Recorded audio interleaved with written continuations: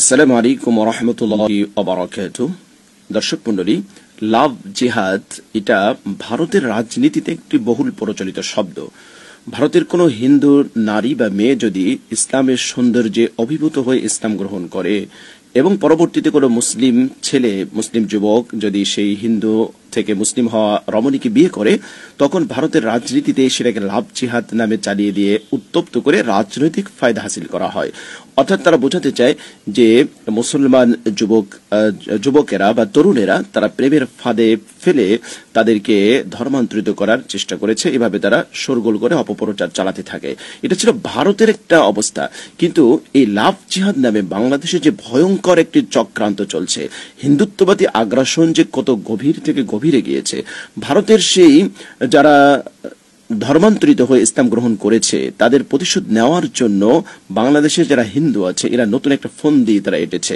তারা অত্যন্ত কৌশলে মুসলিম মেয়েদের সাথে প্রেমের ভান করে, ছলে বলে কৌশলে, কখনো অর্থের প্রলোভনে ফেলে, অথবা কখনো নিজে ধর্মান্তরিত হবে, তিনি হিন্দু ধর্ম ত্যাগ করে ইসলাম ধর্ম গ্রহণ করবে, এই ধরনের মুখরোচক কোনো স্লোগান দিয়ে প্রেমের বন্ধনে আবদ্ধ করে, কখনো বা ব্ল্যাকমেল করে মুসলিম নারীদেরকে ধর্ষণ করা হচ্ছে বা তাদের সাথে দৈহিক মিলন করা হচ্ছে।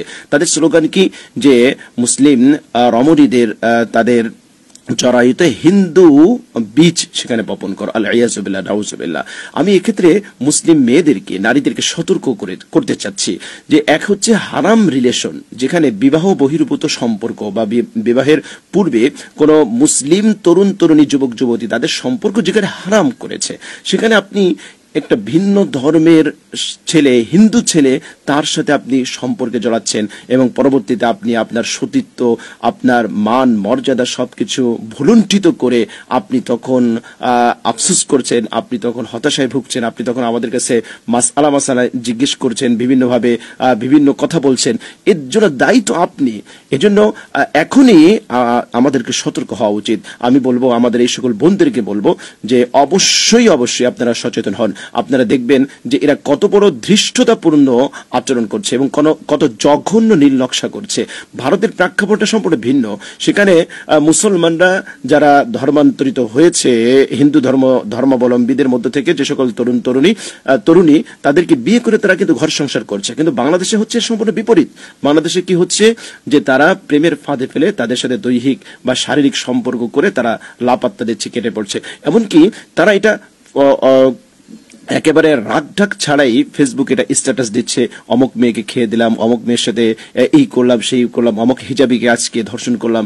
এটা আমি প্রথমে মেসেজ দিতে চাই আমাদের এই সকল তরুণী, এই সকল যুবতী মুসলিম বোনদেরকে, অবশ্যই আপনারা এ ব্যাপারে সচেতন হন। আপনারা নিজের পায়ে নিজে কোড়াল মেরে নিজেকে ধ্বংসের অতল গহ্বরে ঠেলে দেবেন না।